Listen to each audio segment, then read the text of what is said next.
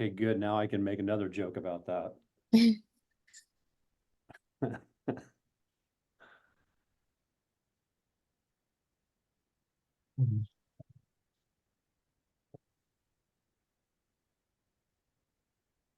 Okay, so Mark Gold should be joining shortly, Kevin. Am He I? just emailed me. Can you see me or no?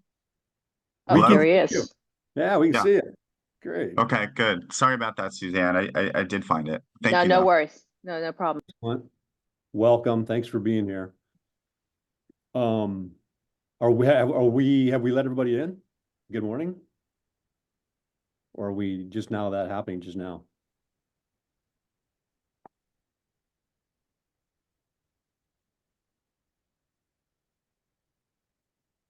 We are, oh, Alex just joined. Okay. Make him a panelist. Oh, excellent.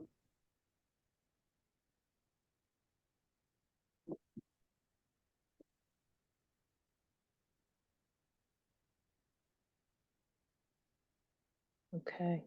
And then just let me know when you're ready to start. Yeah, we're just promoting the steering committee folks to the panelist status. So Steve you. Weisberg is here. We're letting him in. Steve Wagner's here.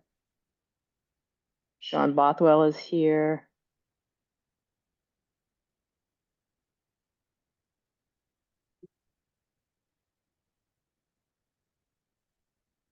Lorian Fono is here. Okay, I think we're in good shape, Kevin. I'll just keep an eye on the attendee list and keep letting people into the panelist room as they arrive. Okay, well, just give me just let me know as you turn. When you let everybody on, just let me know that everybody has joined. Yeah, Okay. everybody we're expecting is here, I think. Okay, so thanks for being here. Appreciate it. Let's break leg here.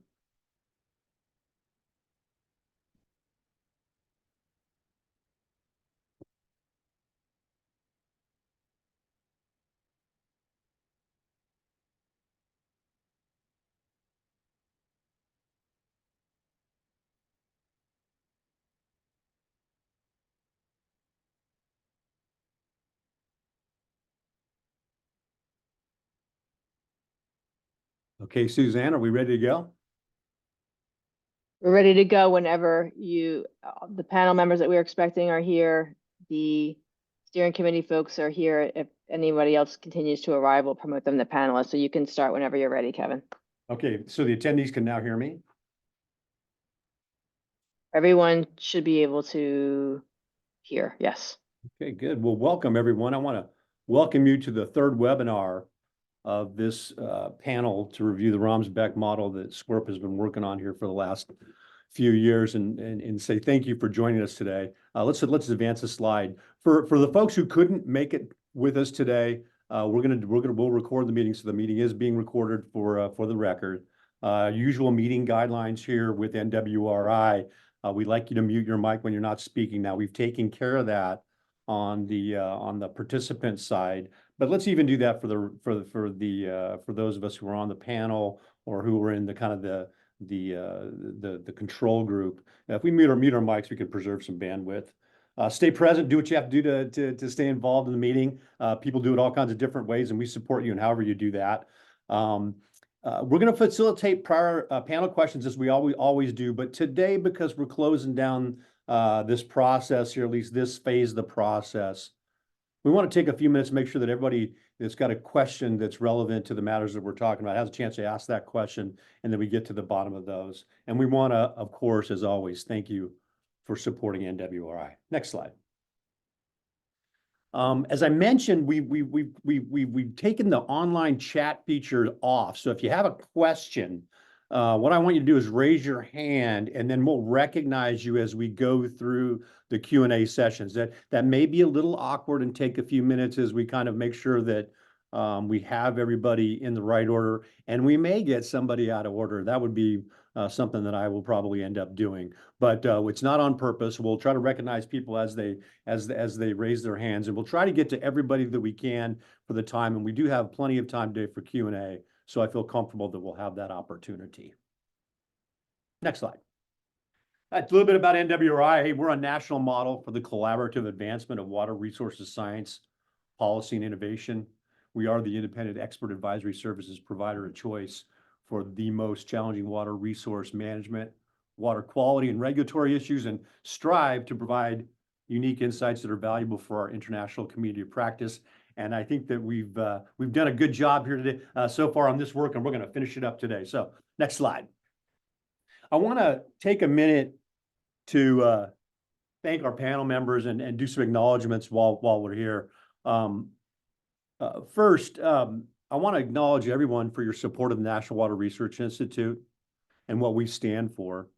Our goal is to provide science-forward, credible assessments of technical issues, of scientific issues, of policy dynamics to help communities make thoughtful investments in water and environmental infrastructure.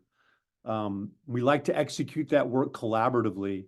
And this group, despite a lot of very high energy around the very scientific subject, has been exceptionally collaborative. And I want to thank you all for taking that approach in this work, following our lead and being open to being collaborative, because criticism is tough. And ultimately, these kind of conversations involve criticism.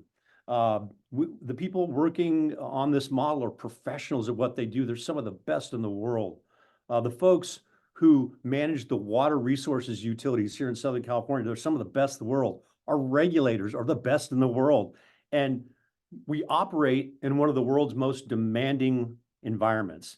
So this collaboration is absolutely required. So I want to thank the panel, especially Chair Zhang, who has been absolutely fantastic in his first opportunity to chair a panel with NWRI. I want to thank panelists, Mr. Neil Bonas from the University of Strathclyde in Scotland, Fei Chai, who it's 2 o'clock in the morning in China, so I think Fei may have to watch the recording. But I do know that also on the line with us today are Margie Fredericks, Alexander Kuropov, and Mike Stukel. Thank you all so very much for sticking with us through this process. And we couldn't have done it too without our steering committee members. And we have a group of folks that have helped me through this process that I want to take just a moment to thank Lorian Fono, who's the executive director of the Bay Area Clean Water Agencies, David Gibson, who's the executive director of the San Diego Regional Water Quality Control Board, Justine Kimball, who's a senior climate change program manager at the Ocean Protection Council, and her colleague, Caitlin Kalua, who stood in for her early in the process. I want to thank Karen Mogus, who's the deputy director at the State Water Resources Control Board, Steve Wagner, the general manager of the Goleta Sanitation District, and Lon Weiborg, the executive director of environmental services at the Orange County Sanitation District, for their help on the steering committee. And we had 3 ex officio science advisors who, when we had a really tough question, we'd ask them what to do. I want to thank Sean Bothwell from the Coast Keeper Alliance, Kristen Davis from UC Irvine, and Steve Weisberg from the Southern California Coastal Water Research Project. And none of this is possible without the help of the NWRI staff. So I want to take a moment and say thank you to each of you on the call and on the line today. You've done an incredible job with this very challenging work. Next slide. Our goals are the same here, and we've been through a lot here. We didn't get to these goals easily. The goal setting was part of a process with that steering committee where we ultimately set up the charge questions. We selected the panel. We defined an approach which ends today. We had webinars in December and January to kind of not only to get the panel ready and kind of orient them to the work, but then 2 kind of information setting seminars, webinars in December and January, then our big in-person meeting in January. The panel drafted a report in response to the questions that were presented, and we'll get to there in just a second. But I want to read something from that report to you to let you know kind of how I'm thinking about what we're doing today. And I'm just going to read it from the report, and we'll take it from there. It says, the panel commends the modeling group and stakeholder representatives for candid discussions during the webinars and in-person review meetings. The discussions helped the panel achieve a comprehensive understanding of the strength and weaknesses of the modeling system. The issues raised by the stakeholder representatives were fully considered in the panel discussion, and some of the issues were incorporated into the writing of the report. And just as importantly, the panel suggests that this community continue this type of dialogue and to work together to further improve the modeling system for a more effective use in resource management. I couldn't be happier with the positive and normative attitude of the experts and the modelers and the members of the community in this engagement. And I want to let you know that I feel like we got a real positive basis to move forward. So I'm really excited about next steps. And I think we're going to accomplish each of these goals. Let's go to the next slide. Our objectives for today then are to close the panel's record review. And so there's a couple things that we thought were really important. One, we wanted to get an NGO's perspective on the couples model's purposes, its capabilities, its future development. We have today Mark Gold. And Mark was not only is not only involved kind of as a stakeholder today, but he's also involved in the initial development of the model itself. So he's got some interesting background that I think is really important for the perspective of the panel as they finalize their recommendations. And then second, we've got regulators Karen Mogus and David Gibson from the State Water Board are going to talk about California's bifurcated water quality regulatory framework so that we make sure that as we make our recommendations, if there are places that we can dial them and specify them to specific sorts of regulatory authority or activity, that we've got some awareness there. And then finally, the other thing we wanted to get done today, and because we talked about closing and talking about our parking lot, as we worked with the technical staff, I think it was clear from working with the panel and the technical staff from both the modeling team and from the regulated community, the issues in the parking lot have been addressed. And so what we wanted to do is allow the opportunity to hear these last two pieces of context for the panel's consideration, and then provide an opportunity for the members of the stakeholder community, for panelists, for anyone that wants to ask questions about that information so that we've got clarity around why do we even start this process why do we even start down this road on the model? What does the NGO community think that we can do with it? And how is it that California's regulators are going to use the work that the panel is going to produce to answer these really tough questions here in the Southern California Bight, how we make sure we protect that incredible economic engine that supports all of us here in Southern California. So we're going to do that today. And then when we finish up, we're going to work privately with the panel. We've got about an hour and a half reserved. We may need all that. We may need not all of it, but we're going to work privately with the panel to facilitate the continuing review and editing of the draft report. And the commitment that I make to you guys is that when we close down today, I'll be able to reach out to everybody and let you know how much work we've got left to do and when that panel report's going to be ready. So those are our objectives for today. Next slide.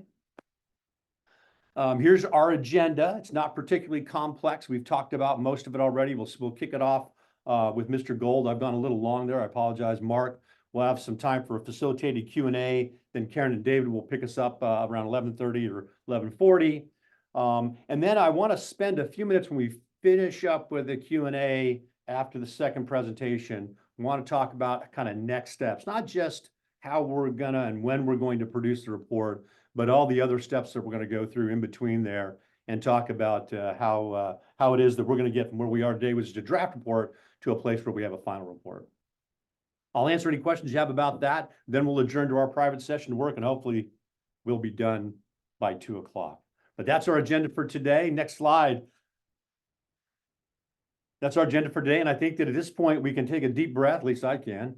And you all can, we'll turn it over to Mark Gold, who's the Director of Water Scarcity Solutions for the Natural Resources Defense Council. Mark, we're happy to have you here today. I apologize for not getting you in earlier, but I'm excited to hear you talk about perspectives on the model. Mark, take it away. All right, sounds good. Greetings from the Ocean Observing in California conference in San Diego, where a lot of discussion on OAH occurred yesterday, will occur today, and will occur tomorrow. So good timing there, and I'm glad to see the schedule be such that I'll be able to go see my son give a talk on environmental DNA for California on fishes and invertebrates. For this crowd, which I don't normally do, I am Dr. Mark Gold. Don't take away my doctorate in a hand of professors. So I have a very strange and interesting history here, and so let's get through this. And that was one of the things Kevin asked me to do. So I ran an environmental group for many, many years called Heal the Bay. And then I went to get involved in academia at UCLA in the Institute of the Environment and Sustainability, where I became their associate director as well as the director of the Marine Center. And so one of the things that one does in those positions, as I know the technical review panel knows very, very well, is you try to work with professors who are working on issues that are of interest, and potentially come up with some really cool projects using that expertise, and then move forward with it. And so the birth of this project was me coming to UCLA, where I've had a long history there. My bachelor's, master's, and doctorate are all from there. And having Jim McWilliams and Curtis Deutsch work together on an issue that, with everything that we had been seeing in Washington and Oregon, this was back in 2012, was that we were just seeing ocean acidification hypoxia was a growing problem. And there were all sorts of questions that really needed to be answered. And so I made a proposal to then the head of OPC. The irony is I then became the head of OPC much later, Kat Coleman. And Kat, was being pretty tight with the dollars, but said something to the effect of, well, we'll fund this as long as you partner with SQUIRP. And so brought Steve Weisberg into it. Steve and I have worked together for many, many years, a lot of beach water quality papers together and some other sorts of things. And so we did that. And if you know the history, and Steve, if he showed his face right now, would be laughing at about what I'm about to say, is that, there was a lot of snobbery, perhaps is the best way to say, between UCLA and SQUIRP at that time. And so, frankly, my role was, yes, to help to put together the very, very first proposal, but my bigger role was actually making sure that, Jim McWilliams and Curtis Deutsch would work really, really well with Steve. Steve came up with the brilliant idea of a shared postdoc, and with Faisal Kasuri, who's just brilliant. And the rest is sort of history when it comes to the work that was being done there.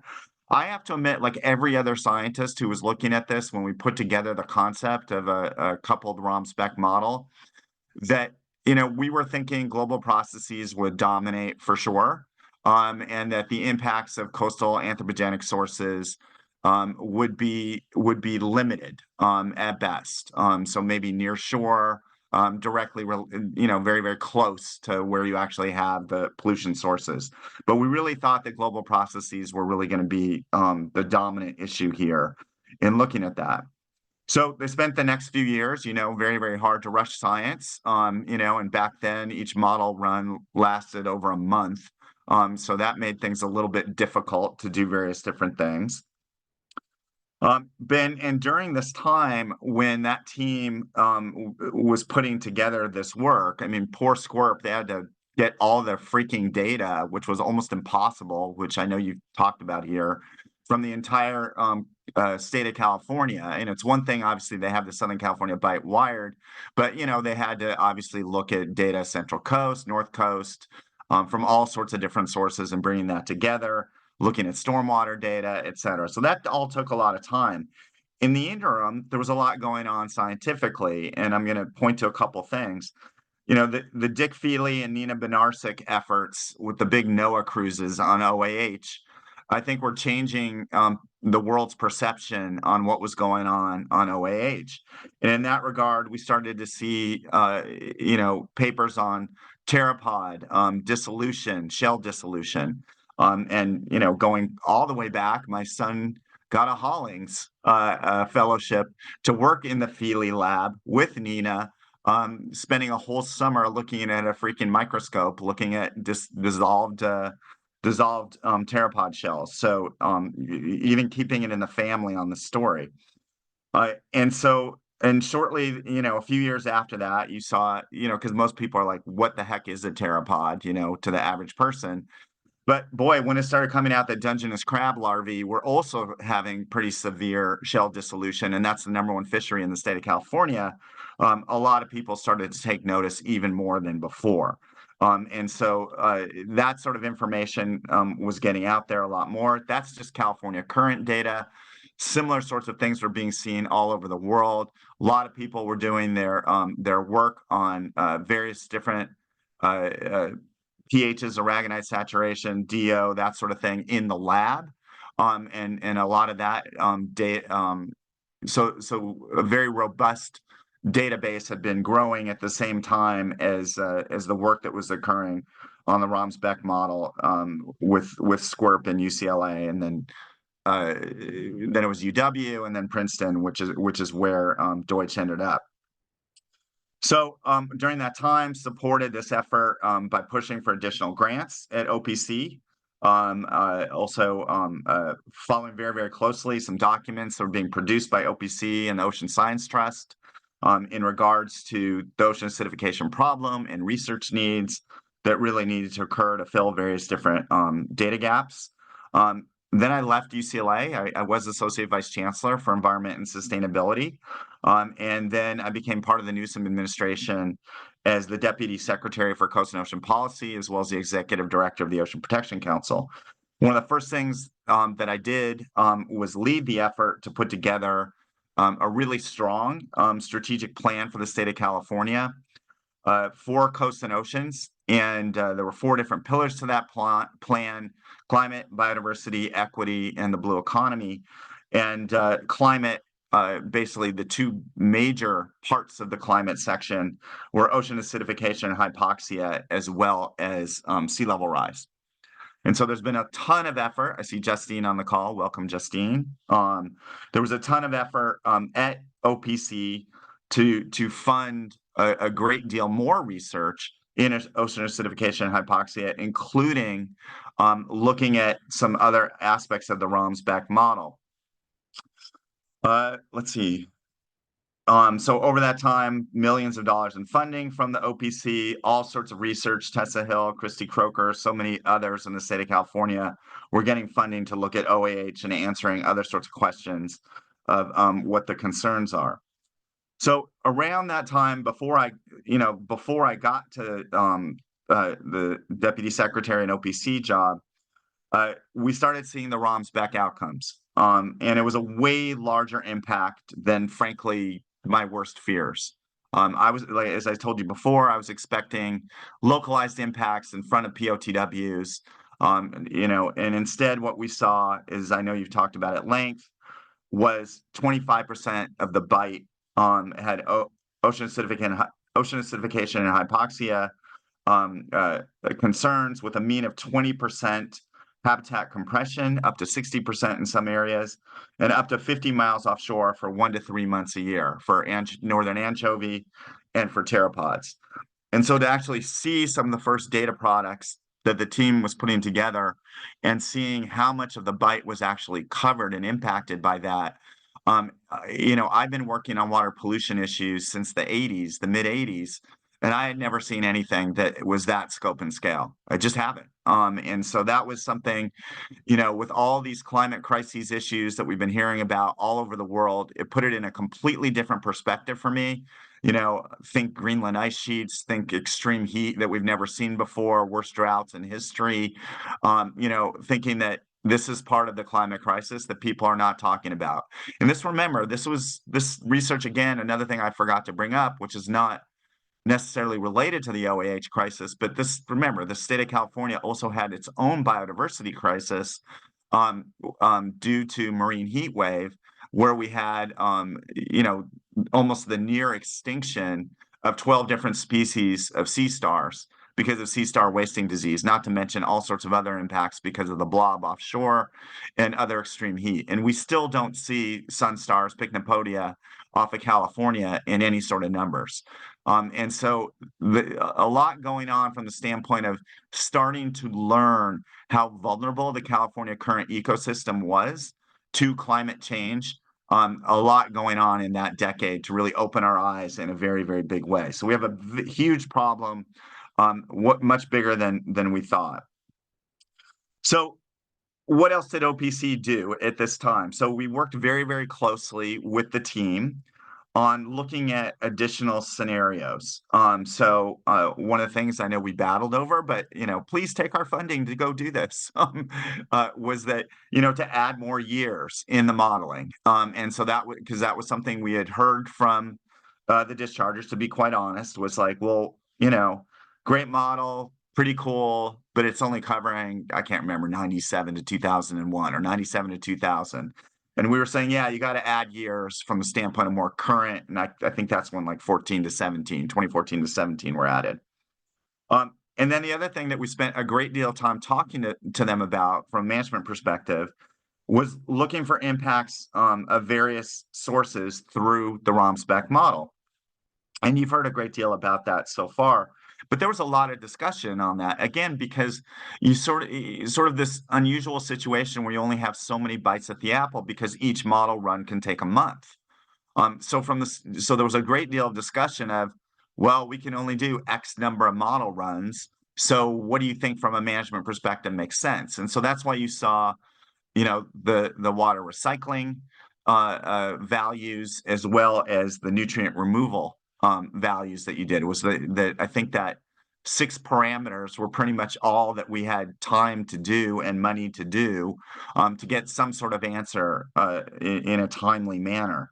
And so that work, of course, got done, and you've seen that. And the big outcome there was that we saw that stormwater sources, runoff sources, were really not a major issue.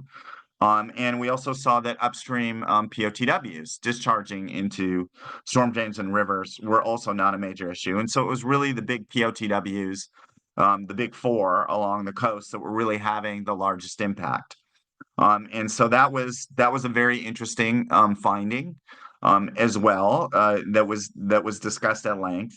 And the 85% and those sorts of things, it was discussed sort of, a lot of us had talked to a bunch of engineers, what was sort of the state of in the engineering practice at that time. Subsequent to that, let's be honest, we have found out that, you can do a lot better than that.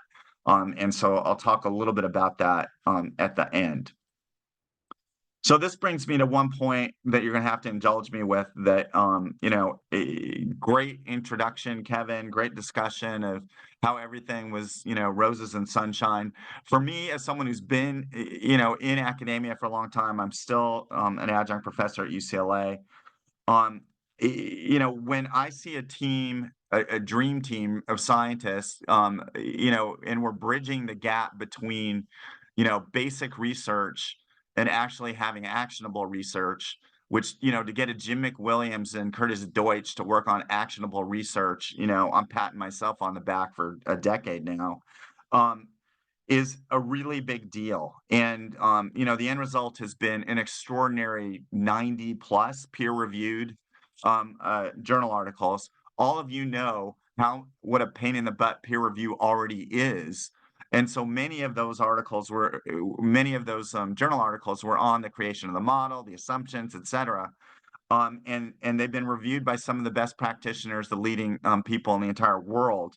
And some of these publications were in the top journals in the entire world, in Nature, et cetera.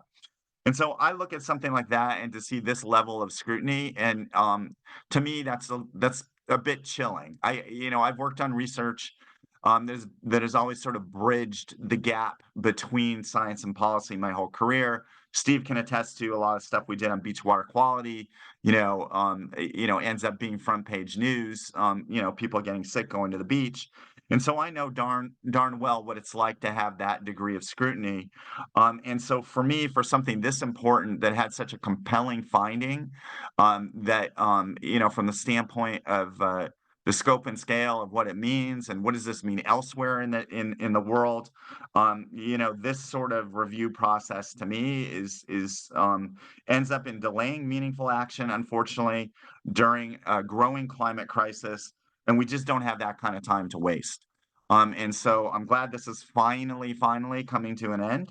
But I've been there before, where I've had my work go through this sort of scrutiny before. And it certainly is not pleasant. And I don't think, hopefully all your stuff are going to be recommendations on where to improve. And that's kind of what I want to talk about to close. Obviously, we're talking about ocean acidification. We're talking about hypoxia. We're also talking about harmful algal blooms, which hasn't really been discussed as much. What we've seen is that the size and frequency of harmful algal blooms has increased dramatically in places like the San Pedro and Santa Barbara Channel. And so that's another important aspect of what's going here, is that it's really led to a robust improvement in the amount of information out there, that I think has been nothing short of extraordinary. So I'm thrilled that, the state and federal government have spent, probably close to 10 million bucks on this effort at this point. But there's still a ton of questions out there, as much work as they have done. And so, let's talk about that briefly. One is the climate model of what things are going to look like in 2040, 2050, et cetera, has not been done yet. But I know from talking to Steve and his staff, that we'll start seeing some work on that in the next few months, which is really exciting. The same thing on geography. Obviously we know downscale model that occurred in the Southern California Bight, which was extraordinary work to do that, as everybody knows. But at the same time, that work has not been done on the Central Coast or off the North Coast. Work in the Central Coast also will be out in the next few months. So it won't just be this really high resolution SoCal picture, but you'll have a Central Cal picture on top, which I think is really important. The other thing is looking at from the engineering perspective. There's been a lot of discussion with engineers working on a project right now with a bunch of students. We just had a presentation with State Water Board, OPC, and US EPA on some of the stuff that we're pulling together. And from the standpoint of using membrane bioreactors and nitrification, denitrification sorts of processes, one can get down to 3 milligrams per liter. That's pretty much considered best available control technology at this point. You see it in places around the world. It ain't cheap, right? And so, whereas if you do 5 milligrams per liter or even 8 milligrams per liter, that's something that is obviously going to be a heck of a lot cheaper because it's going to be a lot less energy intensive. I bring that up because how do you actually use the information? That is really critical to it, and I'll get to that in a sec. Which is, it's all well and good to have all this information and to show the dire straits that the California current and California's coastal waters are in. It's another thing so what the heck are we going to do about it? And that's really what this is hopefully all about in the long run. And so really understanding what technology is out there and how it can perform, I think, is very, very important. The other thing that I forgot to mention at the very beginning is that, well aware of the fact that there was this big movement, finally, long overdue, for the coastal treatment plants to become water supply plants. And so it wasn't just, that there was just this thought of how much water are we just throwing away each and every day from our large coastal sewage treatment plants when we see the impacts of drought. Think about the drought from, 2014, 15, 16. Forget about the one that obviously ended in 2022, but during even that first drought, just seeing the dire straits that we were in from a water supply perspective, and yet we were not moving the needle at all when it came to water reuse, other than the Orange County Water District. But the whole rest of the state of California has been basically stagnant during that entire period on water reuse. So actually seeing this movement of moving forward, and the fact you can move to advanced treatment, whether it's indirect potable reuse or direct potable reuse, which we, NRDC commented on both, worked with Sean hand in glove on the DPR regs. And looking at it that way, you want to do it in a way where you're also reducing nutrient. You can have a win-win situation where you're providing climate resilient water supply up to 400,000 plus acre feet a year of new water in Southern California, but do it in a manner that you're also reducing nitrogen loading to the Southern California Bight and reducing the impacts of ocean acidification and hypoxia. And so that's been a great part of the discussion as well during this whole thing, is we have this unique opportunity, since both are moving in parallel tracks. The last thing you want is for billions and billions of dollars to be spent on basically new water recycling plants, and then having to go back in and do retrofit for nitrogen removal. That would be stupid. And so we're really at an important time where we can really take action pretty soon on that. Other areas that are gaps that we don't really know are, what are the impacts of small coastal plants? on ocean acidification and hypoxia. Those that are discharging, you know, maybe 1 to 10 mgd or so. And what if they're doing it really close to shore? Are we seeing localized OAH impacts or are we not? Hopefully the Central Coast modeling will give us some information there, but that's a gap right now that needs to absolutely be filled. Local conditions, we acknowledge, are pretty important and need to be taken into consideration. So that if we go forward to what the action should be in the state of California, you know, I can tell you what action we don't want it to be, which is what Oregon's draft that's out right now won't result in anything positive. You have a DO suggestion. I kid you not, Kevin. I'm looking at your face right now on the screen. A DO suggestion of 2 milligrams per liter is what they would consider impaired for hypoxia. I don't know about you, but going back to the pre-Cambrian era for oxygen in the ocean is not really something I look forward to. So that's one thing. And on the aragonite saturation side, they choose 1. Is pretty much okay. That alone will we're not even clear what action it'll be, other than, you know, it'll be listed as an impaired water.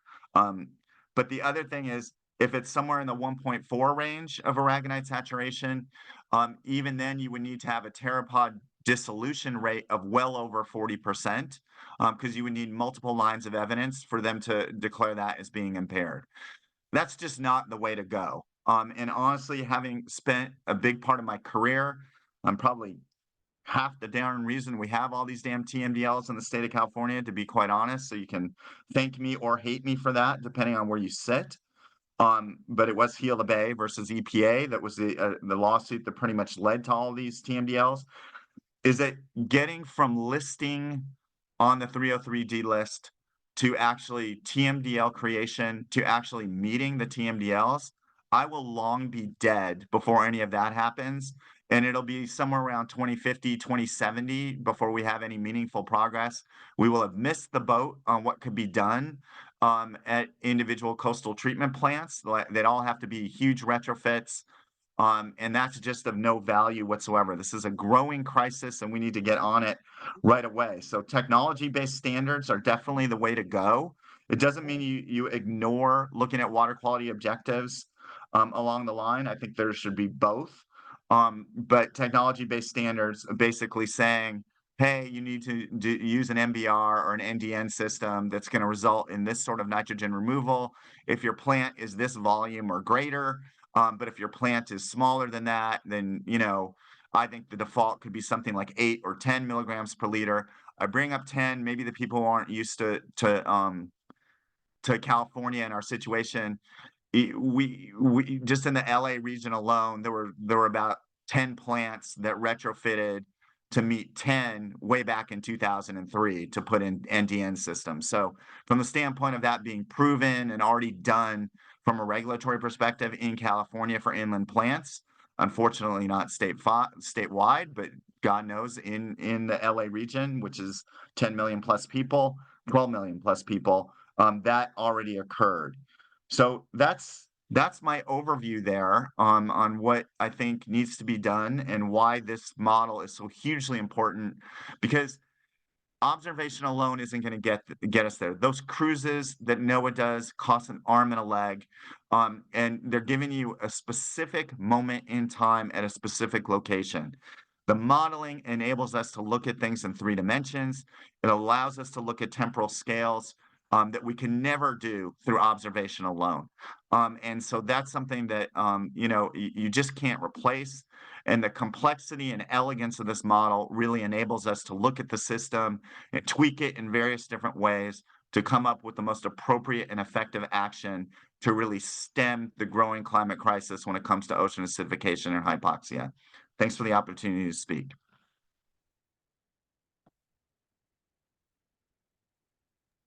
Thank you, Mark. I appreciate it. Those are great comments, and I appreciate the preparation and kind of the covering as much ground as we did. I'm going to take just a second and look to Chairman Zhang. Gordon, do you or any of the panelists have any questions for Mark about his comments or anything else? Yeah, so I guess I'd like to invite questions from the panel first. I personally, I have one question, but I'd like other people to ask first if there are questions. Mike, Neil, or Margie, Alex.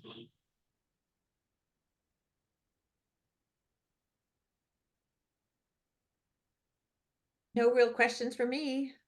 You want to go ahead, Gordon? Okay. Oh, come on. I love a good question. Somebody. I love being peppered. Yeah, so I have one question, that very specific question, since so we recognize the model is very expensive, right? So as you mentioned, there's only a number of simulations we could do just practically because of limitations of computers and time. And then part of the reason for that is the resolution is 300 meters is pretty high. Actually, in general, we think the higher the better.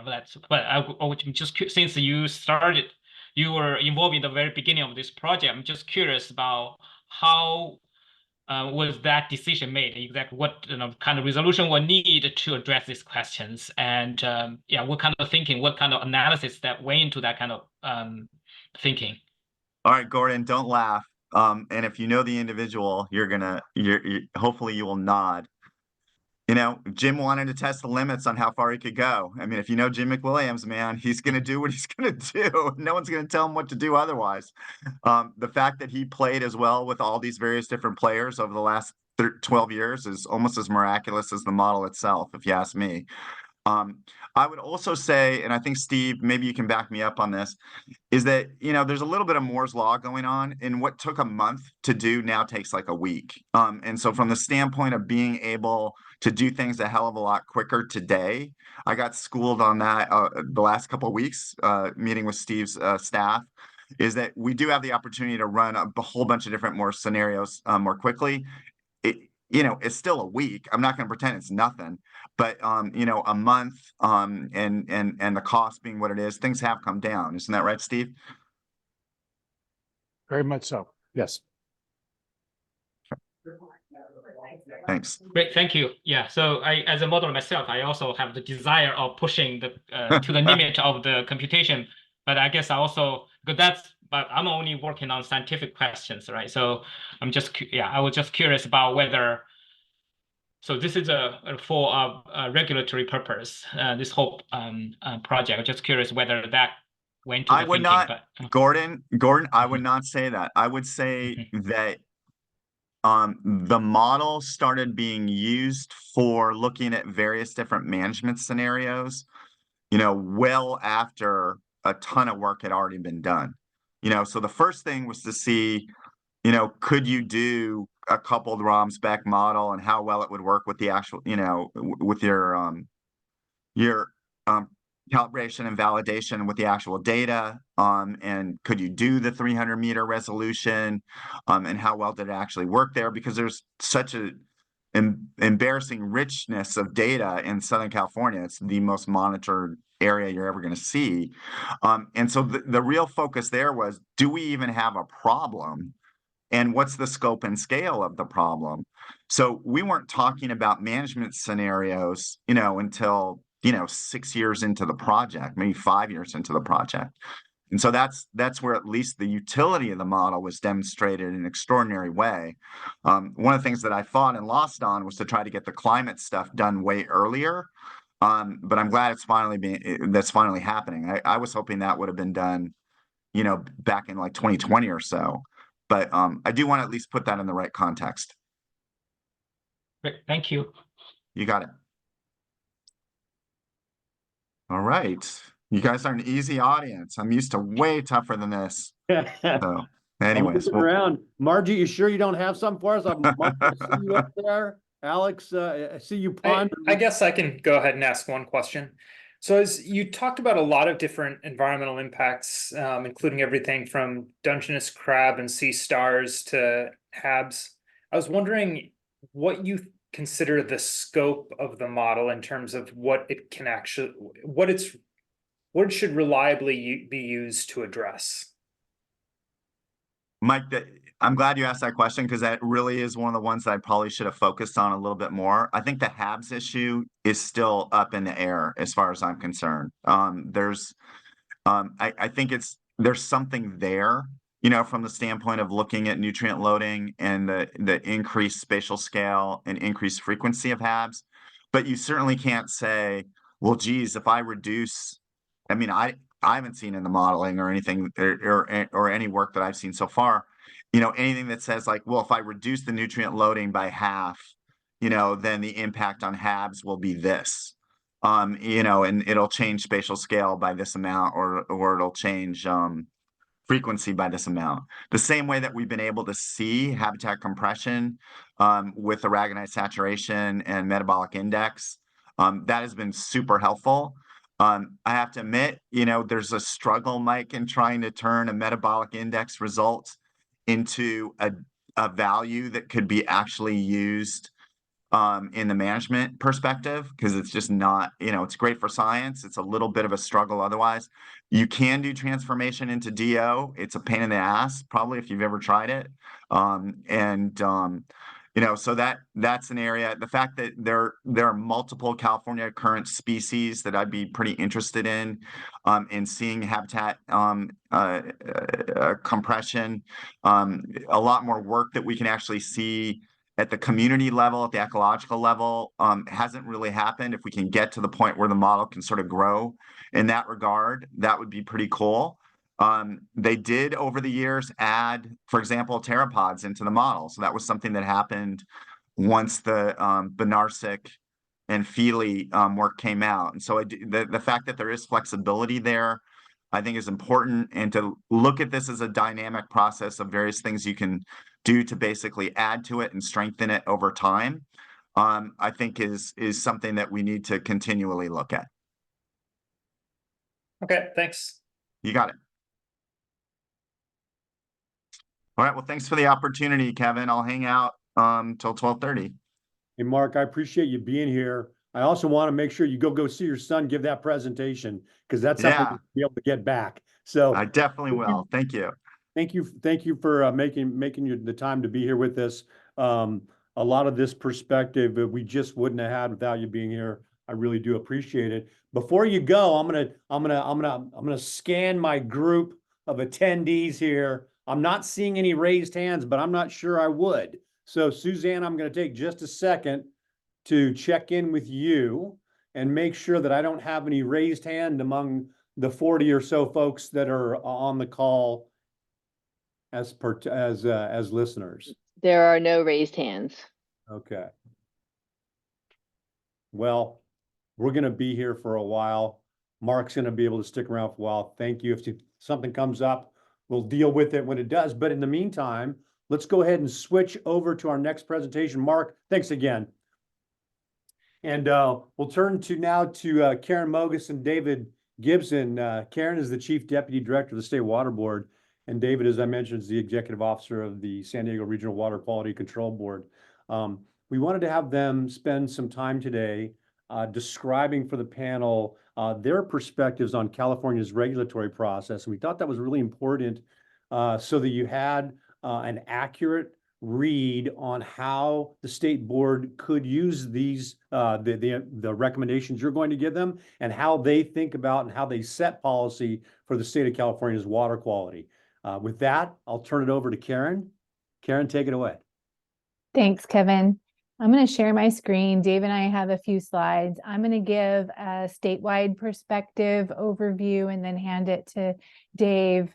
I'll talk a little bit about how the state and regional boards interact in terms of implementing our regulatory programs to protect water quality and regulate discharges to waters of surface waters in particular. I'm really focusing my comments today on the portions of our regulatory programs that are related to ocean acidification in particular. So this is really a subset, a little slice that is most relevant to the conversation around the model. So with that, I'm going to share my screen, and I believe I will not be able to see you all anymore. So I'll rely on you. Can you guys see that, or am I sharing that? Not yet. Not yet. Not yet. Okay, hold on. Oh, here we go. I have to hit share. There we go. Now can you see it? Yes, but just launch there you go. Excellent. Maybe I can launch the slideshow. Okay, there we go.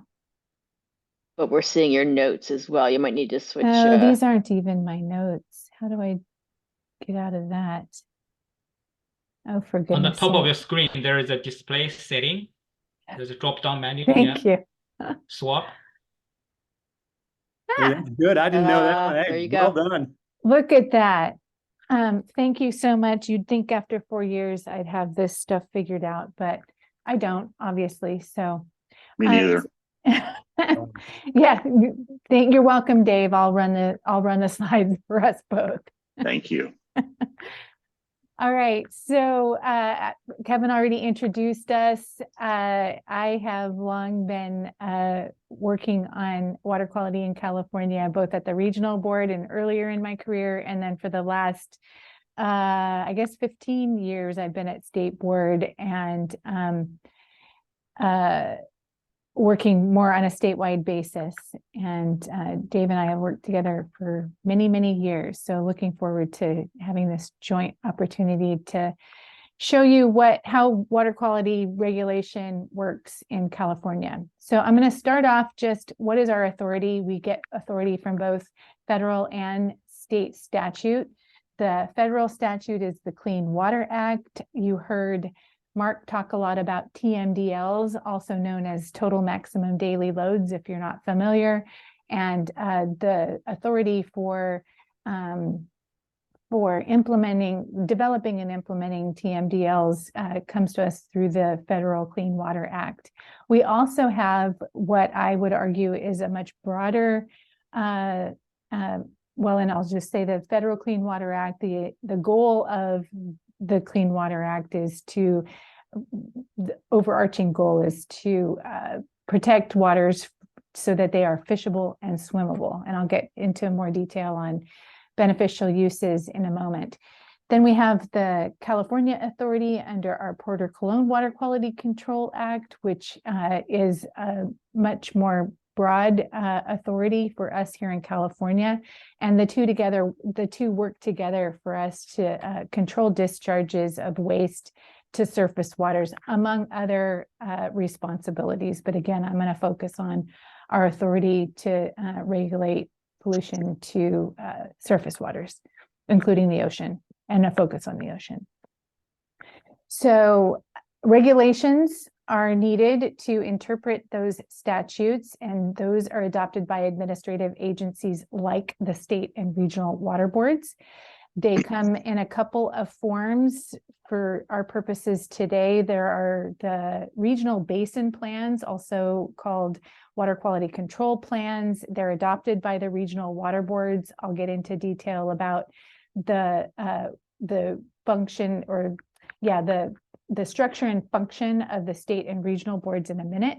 And each of the basin plans are specific to each region. And in my next slide, I show a map of it. And then we also have statewide water quality control plans and policies that the State Water Board adopts. And those apply statewide, and in most instances, supersede what's in the regional basin plans, not always, but mostly.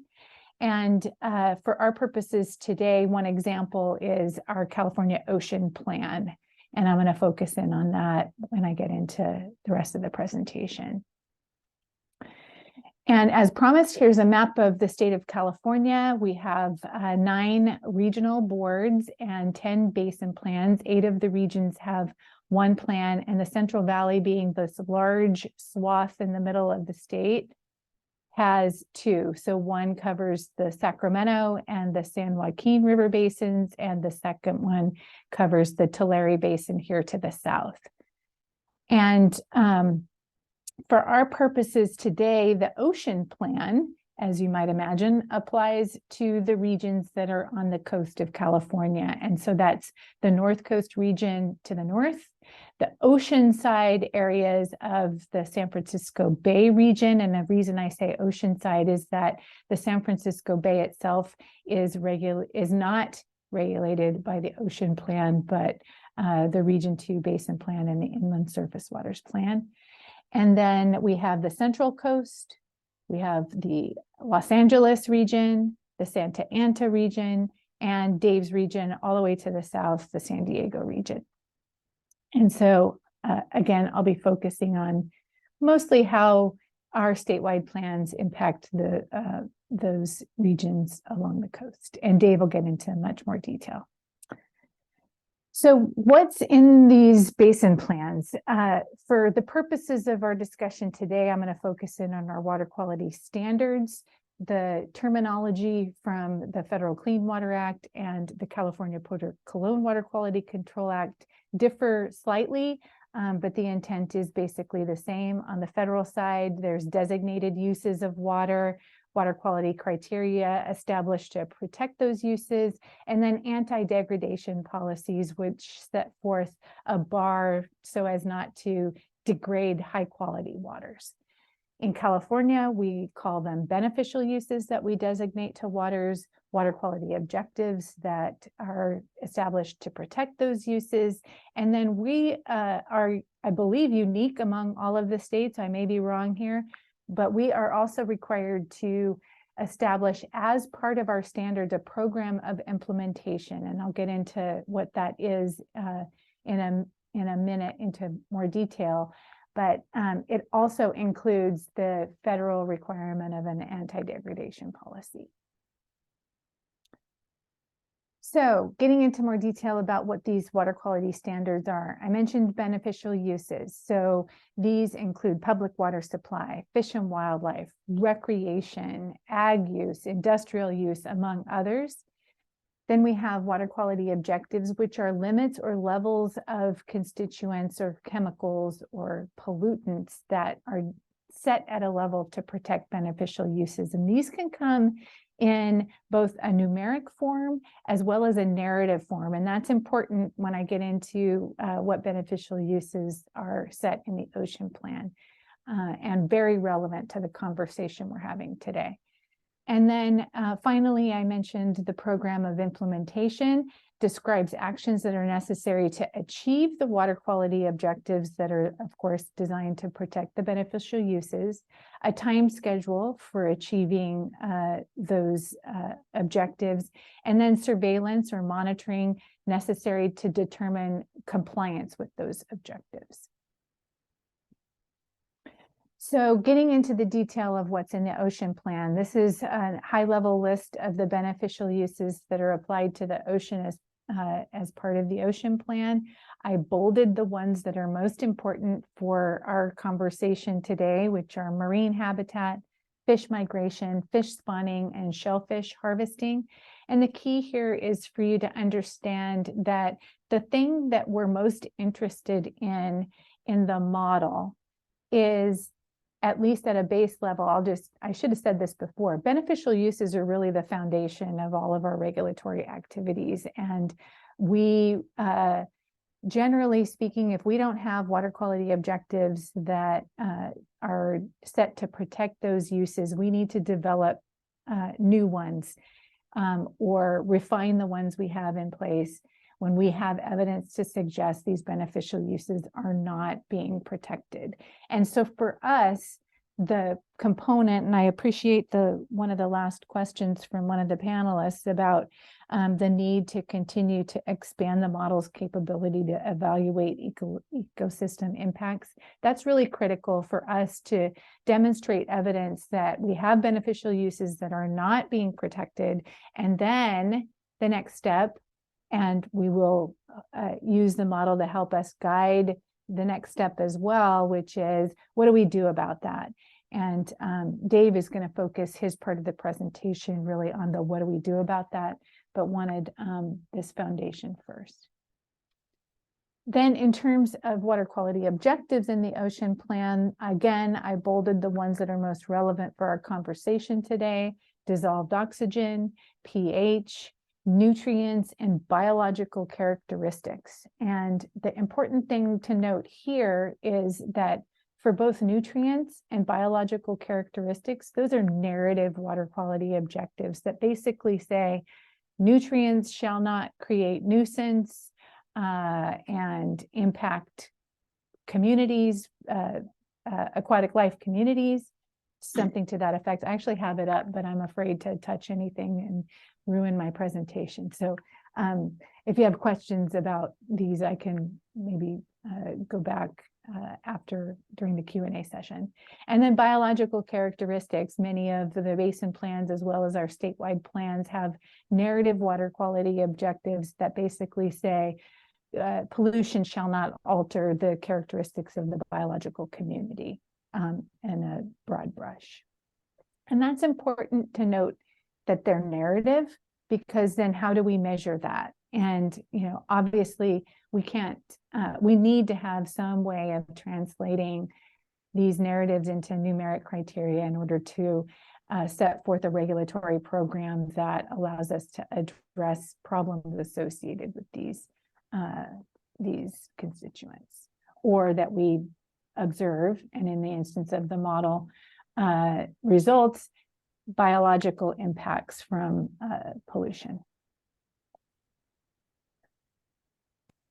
And this is my last slide. I'll hand it over to Dave to get into more detail, but I wanted to key into a couple of things that are important. First off, I wanted to, because Mark talked so much about TMDLs, I wanted to make sure you understood how this fit into our regulatory process. So every 2 years, we are, under the Clean Water Act, required to assess all of our waters and identify which ones that are not meeting water quality standards. That's called our integrated report. And the ones that are not meeting water quality standards get placed on the 303D list, which is a section of the Clean Water Act that gives us the authority to identify waters that are essentially impaired or not meeting water quality standards.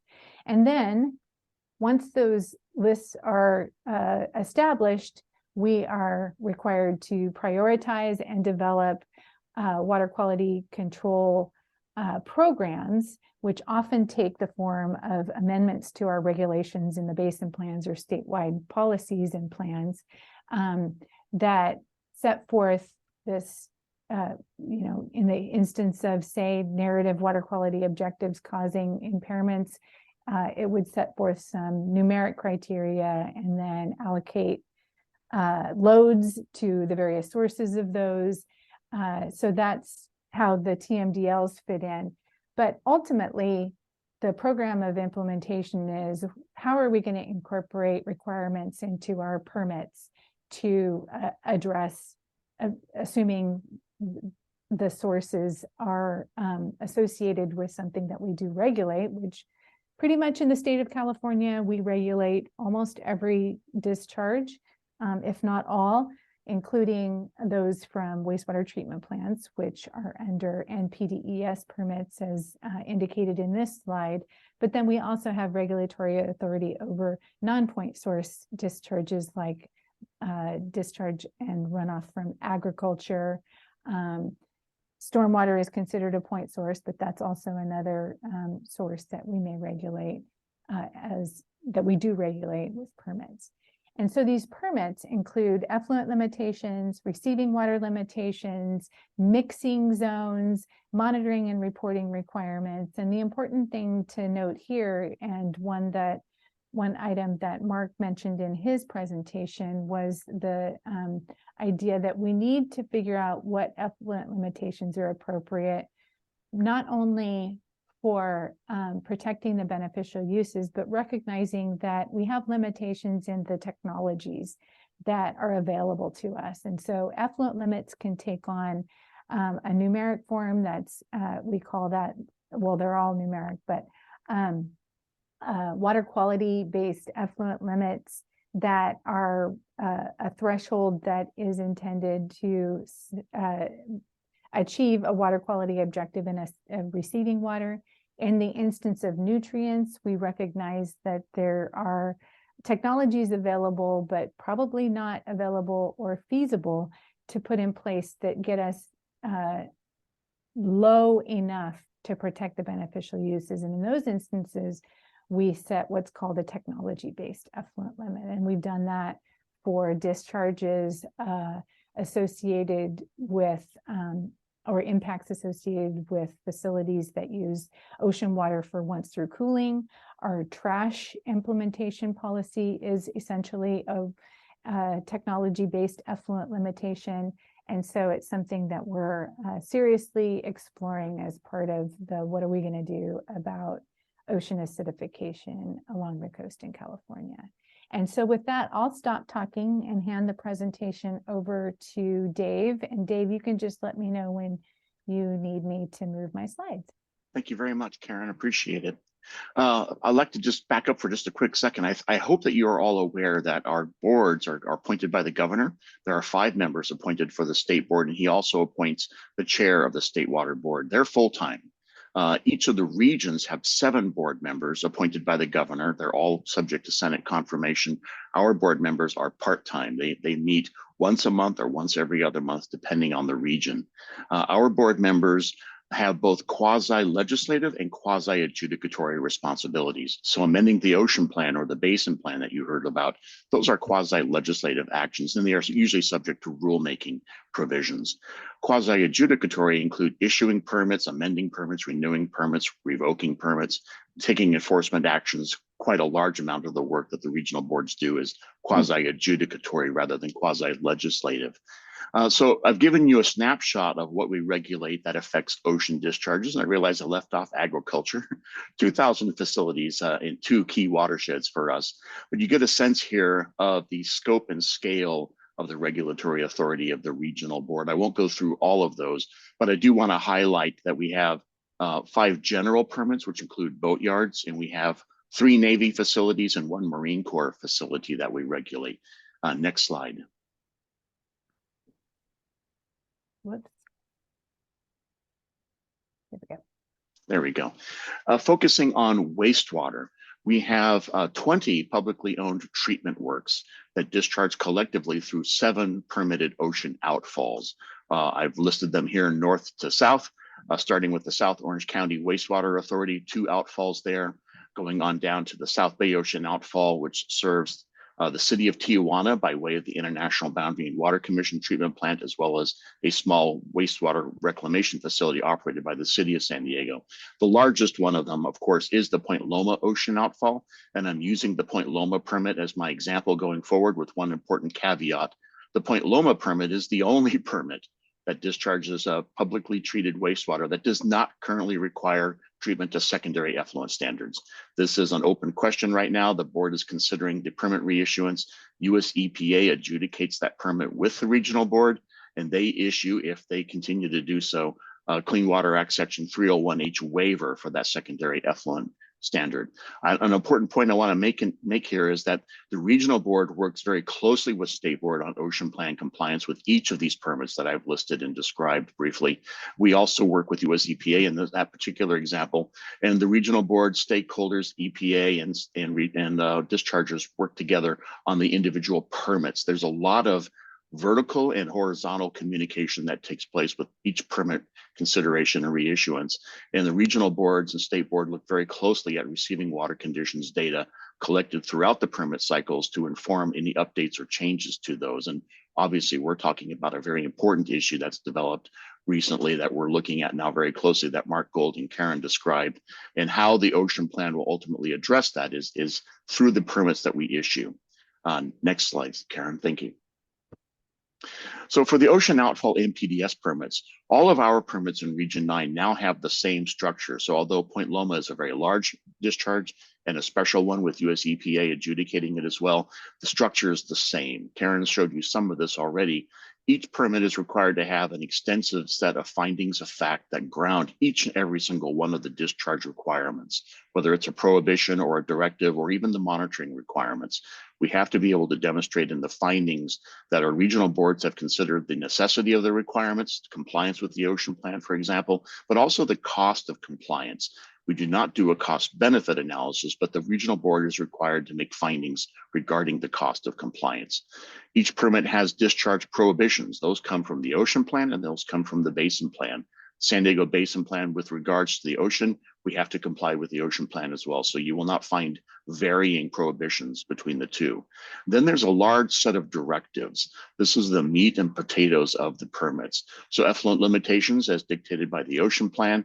We also establish performance goals. We have some specific discharge prohibitions, and we have receiving water limitations. So you don't have to just meet effluent discharge limitations at the pipe. You also have to meet receiving water limitations. And that is evaluated through a very extensive monitoring program for each of the ocean outfalls. There are a set of standard provisions, for example, for plant upsets, and special provisions relative to each plant, specific to each plant. And then there's a very extensive monitoring and reporting program I'll discuss a little bit more. This is both for discharge for compliance as well as for receiving water conditions and compliance. And the permits also specify how we will identify compliance or non-compliance for each of the facilities. Again, this is in concert with the ocean plan and in conformance with it. Next slide. So Region 9 adopted a strategic plan in 2012. We call it our practical vision. And in 2012, we also included a monitoring framework. Prior to that point, our monitoring was mainly compliance assurance, and it was all over the board in terms of how we addressed receiving water across all of those different types of discharges, from stormwater or construction or industrial sites to agriculture and so on. So our board consolidated and rephrased that in terms of a question-driven monitoring and assessment program, especially for the receiving waters. Compliance monitoring is compliance monitoring. You are either at or below a standard, but in receiving waters are far more complicated. So we asked 4 basic levels of questions. What are the conditions? What are the key stressors? What are the sources of those stressors? And how effective are the best management practices or treatment controls in attaining or protecting or restoring water quality in the receiving waters? The framework includes a collaborative and iterative 10-step framework in which we work with a regulated discharge, and this is included in each one of our permits now. So for agriculture, for example, we're looking at all 4 of those types of questions for stormwater and also for the wastewater treatment plants. Those 4 questions are reflected in the structure and language of the permits. Next slide. The ocean outfall monitoring for Point Loma, for example, includes a core monitoring requirements that I described for influent and effluent, and also includes whole effluent toxicity. And then for the shorelines monitoring, to give you a sense of the scale and scope, and the photo is from the city of San Diego on one of their offshore sampling sites. They include both shoreline samples and offshore water quality monitoring. Shoreline, for example, for the South Bay Ocean outfall, which the city also monitors, is significantly impacted from the city of Tijuana, both in the ocean discharges and in the Tijuana River. So shoreline monitoring can be extremely important. We also include benthic monitoring requirements, physical, chemical, and biological ones. And we also include both water column and sediment, fish and invertebrate monitoring. Because the kelp canopy is extremely important off of Point Loma, there's a specific monitoring requirement for that facility for kelp monitoring. We've included plume tracking now on all of our MPDS permits for ocean discharges. And we offer the municipalities and the POTWs the option of participating in the SQUIRP Southern California Bite monitoring program every several years. Next slide. Now, that information and that data is very large, and it's only worth something if we're actually utilizing it. So a key component of the regional board's practical vision was to establish a monitoring, assessment, and research unit, and to facilitate each of the programs that I described: wastewater, stormwater, agriculture, the ability to evaluate and understand what the data and information are telling us with regard to the discharges, and to make modifications to those permit monitoring requirements as necessary. So we have very broad and very specific legal authorities to do this. California Water Code 13225 and 13267 give us very, very broad authorities. We do have to consider cost of compliance and the need for the data, but again, that's not a cost-benefit analysis. But the Water Board in particular really takes into consideration how important what we're learning about the waters is in terms of modifying and monitoring requirements and permit requirements. They're revised with each permit reissuance, but with our monitoring framework, there's a great deal more continuity from permit cycle to permit cycle, and these are generally 5-year terms. For Point Loma Ocean Outfall, PLU, We also do this in consultation with US EPA, as well as some of the stakeholders like the environmental groups, as well as the city, of course, itself. And these monitoring requirements form both an investigative, general question-driven monitoring approach, as well as compliance. And as I indicated, they're intended to inform ongoing water quality considerations or assessments. For example, the SQUIRP projects. We do want our data that's collected with these outfall monitoring programs to be useful to SQUIRP. Sometimes we include specific requirements to help feed projects like the California BITE, and we give them the option to participate in BITE in lieu of other monitoring requirements for that season. I've given you a page from that monitoring program, and it includes an example of some of the very high level or coarse monitoring requirements and questions. Is natural light being reduced within the outfall area? Do we see a change in pH or discolorization? Those are very high level and simple questions, but they do become much more specific for things like sulfide, for nutrients, and so on. Next slide. So the iterative planning and permitting process is complex, and I haven't done it justice here. I wanted to give you a schematic, but I just wasn't able to pull one together. As I indicated, we work with the state board on the ocean plan. We're hoping to advise and inform them as they need for updates to the ocean plan from our monitoring data. That's one of our principal tools that we have for gathering data on the offshore conditions is our monitoring programs. And so expanding them from just compliance assessment to also conditions assessment and making it question-driven was intended to help State Board inform its ocean plan updates, the quasi-legislative actions that I indicated. But then we also have to comply with the ocean plan requirements. We have several investigative tools. I've described a couple of them. And one of the examples I'll drop down is PFAS and PFOA. To address the impacts and potential sources and conveyances of PFAS and PFOA to the ocean environment, the State Water Board issued a 13267 technical report directive to all of our POTWs so that we could begin collecting the data to help inform how we would regulate and understand the fate and transport of those compounds. As I indicated, we also have the option for SQUIRP BITE participation. And if you don't already know it, SQUIRP also includes representatives from the city of San Diego, in the case of Point Loma Ocean Outfall, LA Sanitation District up in the Los Angeles area, and the counties of San Diego and Orange County. So we try to make sure that the SQUIRP Commission is asking questions that are important both to regulators and regulated. And again, the monitoring programs of our several permits are one of the key ways that we ask and answer those questions. I also gave you an example down below of desalination. Very important and very expensive option in the ocean plan with some specific requirements for the regional boards and some discretion. So in exercising that discretion for intake and brine discharge requirements, we worked very closely with the state board and implemented the ocean plan. We have to conform with it, but we also had discretion to go beyond it if necessary for the intake requirements and for the brine discharge requirements. So it's not exactly relevant to our discussion about ROM-SPEC, but it's an example of how we work with state board to address concerns and also regulate discharges in a way that is responsive to the ocean plan and protective of the conditions and the changes in conditions that Mark described a few moments ago. Next slide. And that's it. That's a very high level, very thin sketch of a very complicated world that we work in. And at this point, I really just want to turn it over to your questions. And I hope I've given you enough to work from in terms of your review of the panel and how the state would use the ROM-SPEC model in the course of updating or informing the ocean plan updates, and how we would use the ocean plan and that general information, and what types of data we need to collect to improve the model in future iterations. Thank you, David. And thank you, Karen. That was very informative. Even though I was a part of that world for 20 plus years, I definitely learned something today. So thank you for that perspective. Very helpful. Gordon, I'll turn it over to you. See if you other panelists have questions related to how California regulates its water quality. Yeah, sure. Yeah, thank you, Karen and Dave, again for the presentation. It's very informative. So actually, I'm going to ask a couple of questions, Dave, a couple of questions, because that's really related to what you were saying and about the modeling, the outfall monitoring.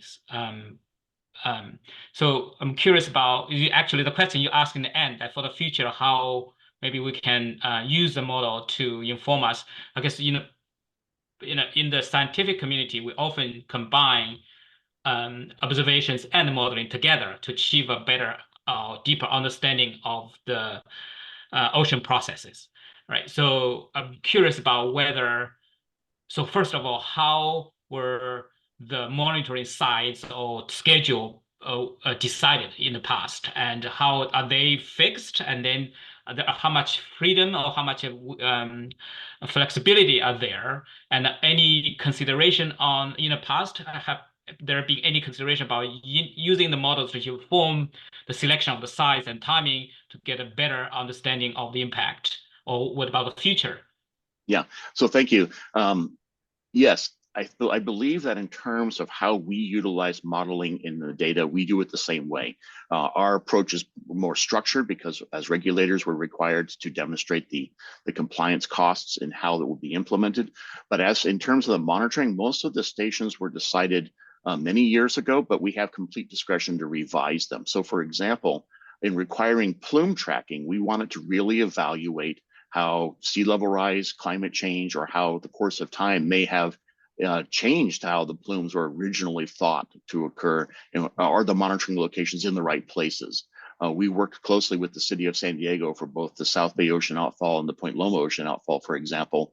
They have a grid approach for their sampling, their trawling, their benthic samples around the outfalls and distributed away from it. It is a very large and complex program that they implement. And the monitoring results are intended to inform future iterations of that.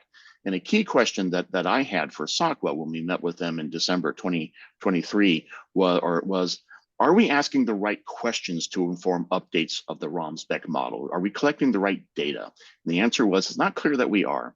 And so future iterations of the monitoring program, one of the goals might be to fill in data gaps or to better flesh out some of the assumptions or some of the issues with the model. So updating the model is a part and function of the work that we do in receiving waters monitoring regulation. But then ultimately, when state board makes a decision on how to regulate those discharges, for example, hypothetically in nutrient reductions, there's an investigative phase that would take place in that, and then an implementation phase that would take place with that. And that was very much the experience that we've had with the desalination requirements. There was an investigative phase that took place over more than 10 years. What types of controls do we need to consider for intakes, and what types of controls do we need to consider for brine discharge? And that was eventually introduced to the ocean plan, promulgated, and then the regional boards were given some specific discretion on how to implement it. And right now, the Channel Side or Poseidon facility, they're in the process of demonstrating to us with their data collection that they are complying with the least environmentally damaging alternative that they proposed. That is in fact least and damaging an alternative. So going forward, it is a very complicated, and as I tried to indicate, an iterative process to inform the science of our monitoring to ensure that what we're collecting is asking the right questions, and that is in fact useful in terms of how to update and how to inform the basin plan or the ocean plan changes. So do you see, you imagine if this modeling effort is going to continue in the future, do you see a possibility of the modeling community and the monitoring groups work together? Oh, yes. So I guess, okay, great. Yes, and one of the principal areas that we try to do that is through SQUIRP.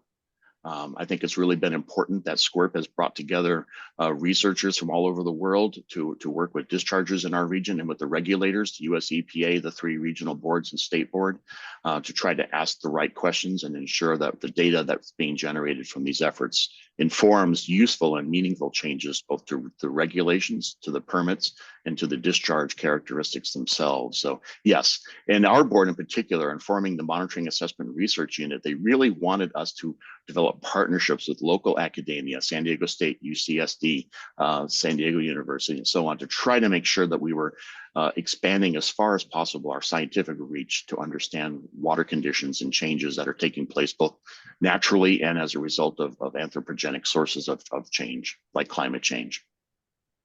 Great, thank you very much, David. And at this point, any questions from the rest of the panel? Yeah, I think I see Neil's up. Neil?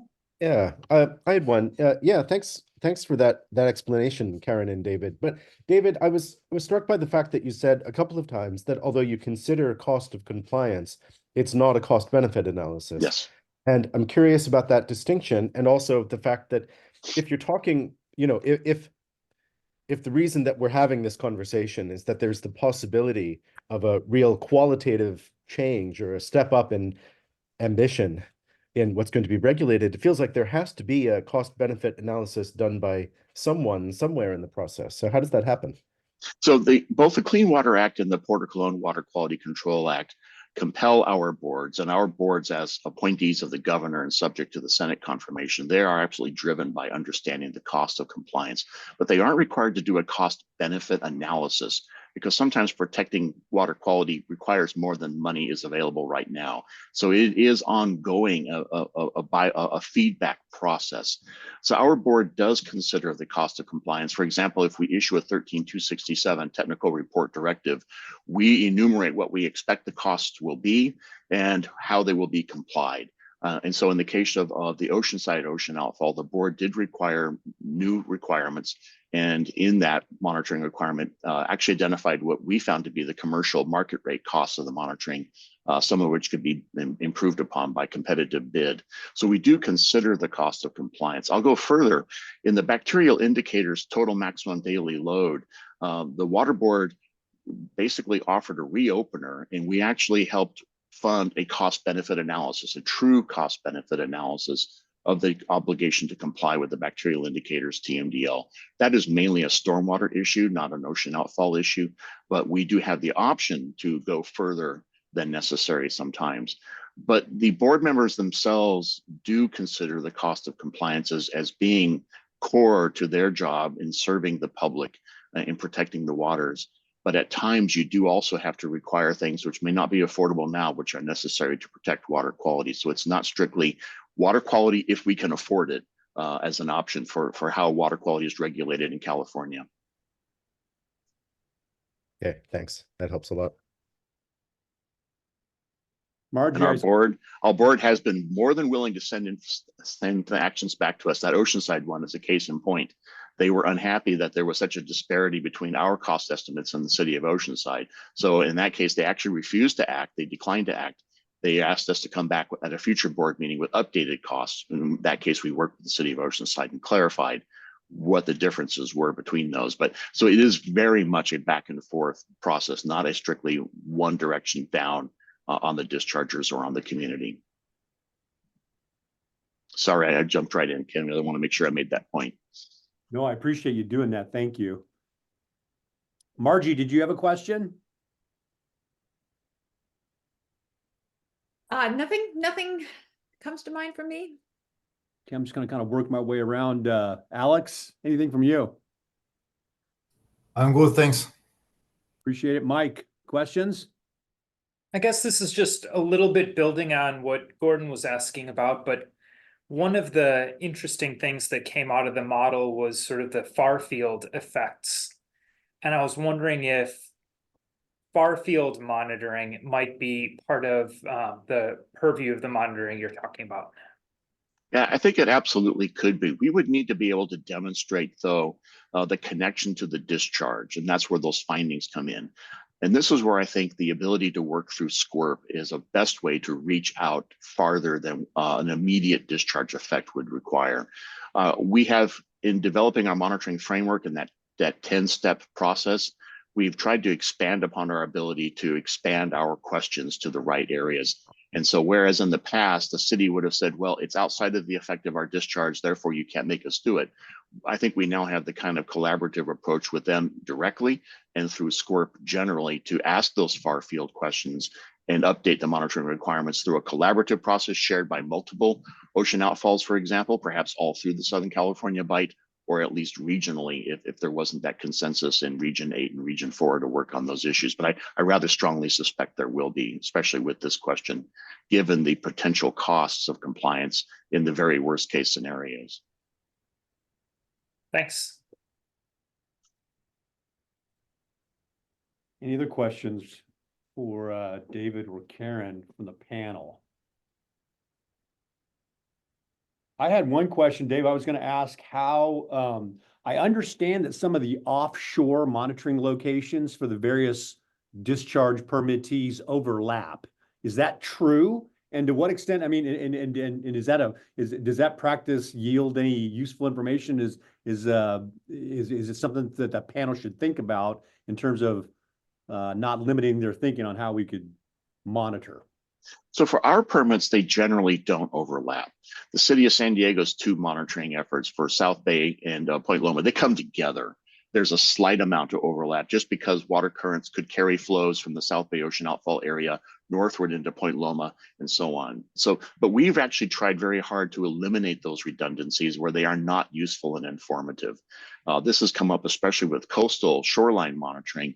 And in Orange County, we brought together several agencies, including SACWA, as well as environmental organizations, to consolidate around a handful of stations. So we literally didn't have 5 samplers showing up at the same beach on the same day competing for parking spaces. But it was really also about expanding the reach of that monitoring effort. If we're collecting 5 samples from one location, can we spread those out to other locations, or do we want to build in some redundancy for quality control checks? Because differences across labs is an issue that SQUIRP has identified, and we've addressed largely with much of our monitoring, and some really excellent work done there by SQUIRP, especially in the 90s on interlab calibrations on some of these constituents. But otherwise, we really do focus on specific discharges, and those stations, while they tend to be relatively static so that they can maintain trend analysis, the city is very adaptive in terms of expanding the scope and range of the stations themselves and the analytes that they collect there. It's a very integrated program that they update every couple of years. And so most recently, we've gone to it to look at the basic question for the South Bay Ocean outfall. Is the failure to comply with secondary effluent standards at the International Wastewater Treatment Plant, subject in the news, you'll find a lot, is that having a significant effect on the ocean environment? And the short answer is not as much as you would think. There is an uptick in turbidity and bacterial indicators in the immediate vicinity of the ocean outfall, but the beach closures that you're hearing about, those are the result of discharges in Mexico to the Pacific Ocean and in Mexico to the Tijuana River, which conveyed to the coast are causing significant sewage pollution of the coast. Offshore, 3 miles offshore, the currents run southward into Mexico. Onshore, the currents run northward into the United States. And so looking at that data was very important to us in terms of calibrating our enforcement action against the federal government. How do we assess the requirements that we need for them to achieve was the basic question there. And we looked to the science of the receiving waters monitoring collected by the city of San Diego to analyze that. The plume tracking photographs that they collected and the plume data that they collected were both very informative and very impactful when we shared those with the board and the public. Interesting. Thank you very much. I appreciate that help. I'm looking around the panel. Any other questions from the panelists? Excellent. Suzanne, I'll ask you the same question for the attendees. Oh, I did. Oh, gosh, I do. Sean, I see your hand up. Please go ahead. Hey, everyone. Sean Bothwell. I'm the Executive Director for California Coastkeeper Alliance. I think this question's for Karen, but Dave, feel free to jump in too.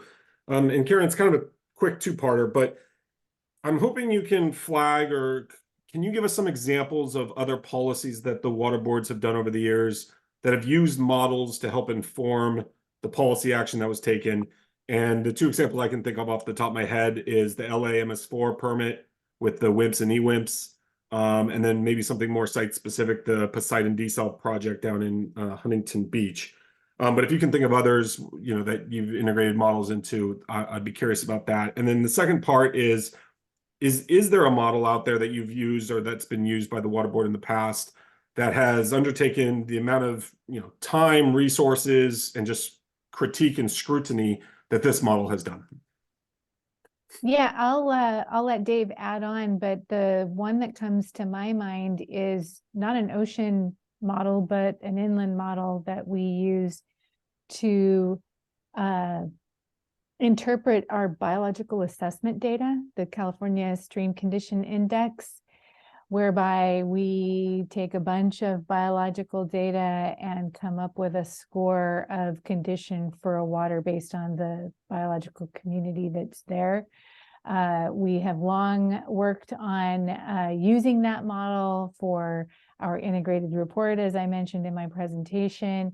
Region 9 actually has adopted and is getting ready to bring before the state board for approval numeric biological objectives that are based on that model.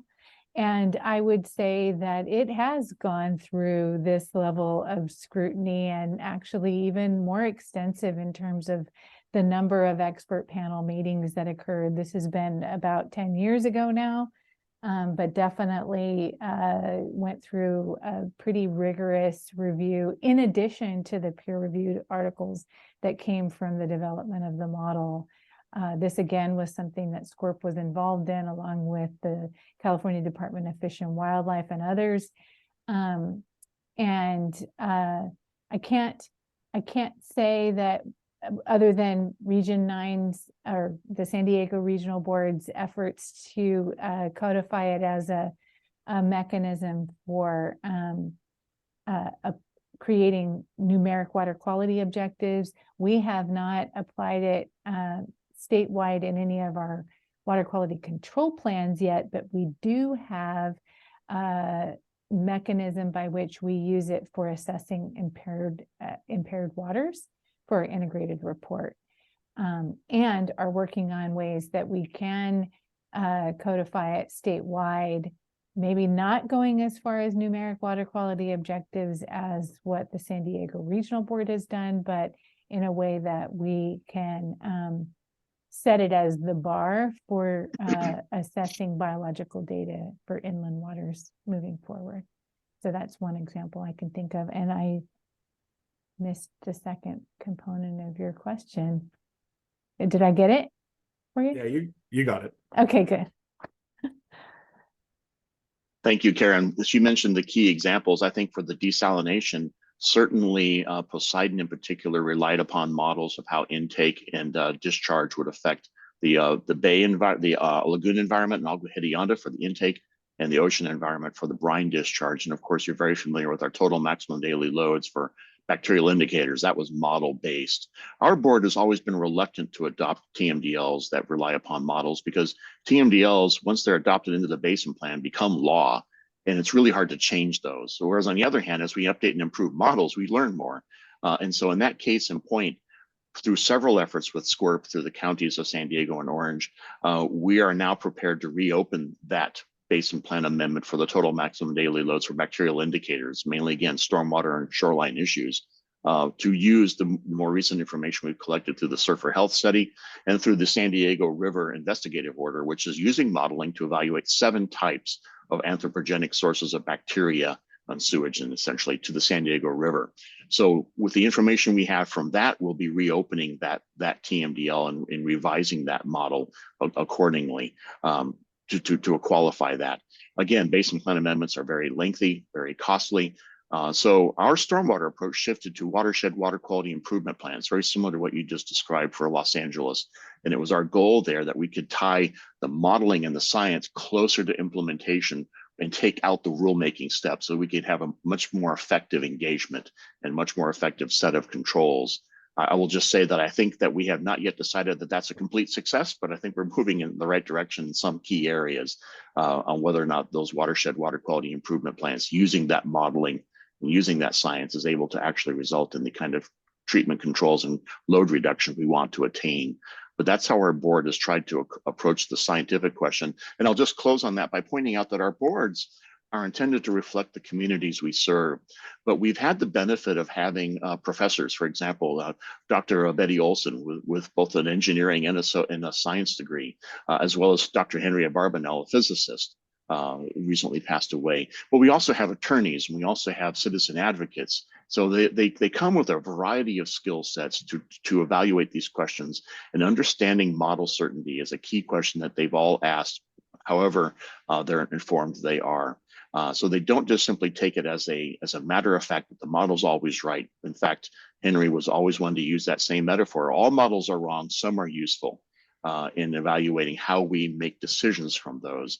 And so that integrated, iterative, and where we can, collaborative approach to informing significant and important actions is part of our central ethos and our practical vision. Not only that, David, you were able to pronounce the name of the lagoon, Agua Hedionda, Agua Hedionda, stinky water. which is not easy to do. I've heard people that have lived in Carlsbad for 50 years mispronounce that name every time. So well done. And I really appreciate the clarity on the use of models. That was a question I had. Thanks, Shauna. Okay, I'm going to look now. I'm looking across the panelists. I don't see any more questions with the panelists. I'll click over to the attendees and ask Suzanne to help me make sure I don't leave anything out here, but I'm not seeing any questions right now. I see no hands raised in the attendee list either. Okay, excellent. Well, I'm going to take a few minutes. I want to just reflect on the information that was just shared with, I'm even more convinced now, having listened to the last hour and a half, that that this was an important element of the panel's review, and I'm glad we closed on this, because it puts a practical sort of boundary on the work that we're doing. And what I'd like to do now is take a minute to share with everyone who's on the call, and gosh, there's still 54 people on the call, kind of what our next steps are, and answer any questions you may have about that, because NWRI's approach to report writing and distribution is a little different than your typical engineering consultancy technical memorandum. So NWRI's approach is to produce what we call a consensus findings and recommendations memorandum. In some cases, we might do something smaller, a TM, maybe a little bit less formal, but on an engagement of this magnitude, this will be a formal consensus finding and recommendations report. And what that means is that any recommendation or finding that appears in this report that you're going to receive is going to reflect the consensus of the entire panel.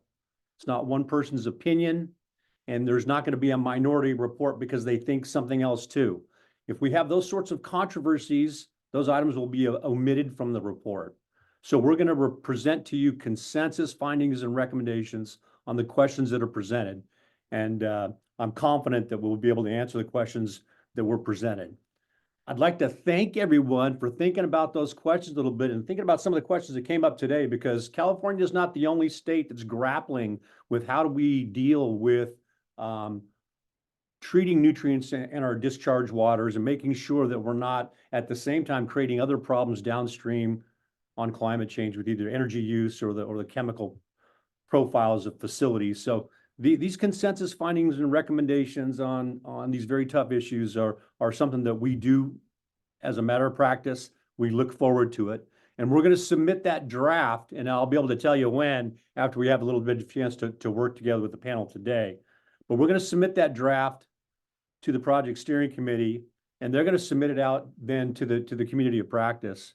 And what we're looking for in the review of the draft report are errors of fact or omissions of fact. There are going to be a lot of different opinions, and there are some opinions that are more important than others. Here, in this case, the consensus opinions of our panel is what kind of carries the day. And we don't want any of those consensus findings or recommendations to be based on an erroneous fact or the omission of some important fact. So as we send those reports out, that's really what we're going to be looking for, is to make sure that the community of practice keeps us honest on these consensus findings and recommendations and the underlying factual basis and scientific basis of those findings. So we'll review the draft. Very rare that we change a finding or recommendation, but it does happen when a fact gets misstated. But this is an important part of the process to make sure that it passes through the community practice and that they feel like the factual basis of the report is solid. As I mentioned earlier, the panel's already produced a draft report, and there are dozens of consensus findings and recommendations in it.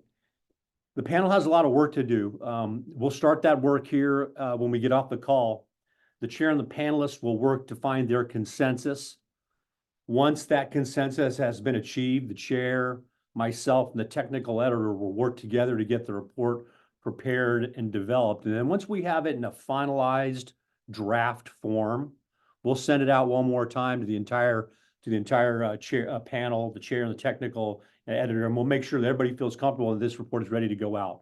Then we'll send it out to everyone. If we get reviews back where we've identified factual errors or omissions, we'll make edits. And eventually this report will become finalized and we'll take next steps. The process is designed to provide for answers to the questions. And if you look at the questions that were presented, they're very forward-looking. So I think that I've got every reason to believe, based on the draft that I've seen, that we'll be able to answer the questions that are presented, and to provide a very productive set of consensus findings and recommendations for this group to move forward in the future in the development of the model. I don't think we could have done it without today, and I think we needed each of the meetings that we've had. But I'm really comfortable with the process as it stands today, especially having done this work today with the benefit of the draft report. I want to thank the panel for that hard work to get that report done after the live meeting. Thank you. It was very well done. And I want everyone to know that we're going to work as hard as we can to get this report as finished off and out to the community for its review as quickly as possible. We understand its importance. We do not want to hold up the process any longer. And I appreciate your patience in letting us get all the way through, really from beginning to end on this process in a way that was consistent with the NWRI approach. And I know that not everybody shares our approach to the way we think. So I do really appreciate that support. With that description of our next steps, I'm certainly open to answer any questions you might have about that before we close the meeting and move into a closed session. Mr. Chair, I'll kind of turn it over to you, see if the panelists have any questions first. I don't have any questions, and any other panelists, well, certainly welcome to ask Kevin questions about the next step.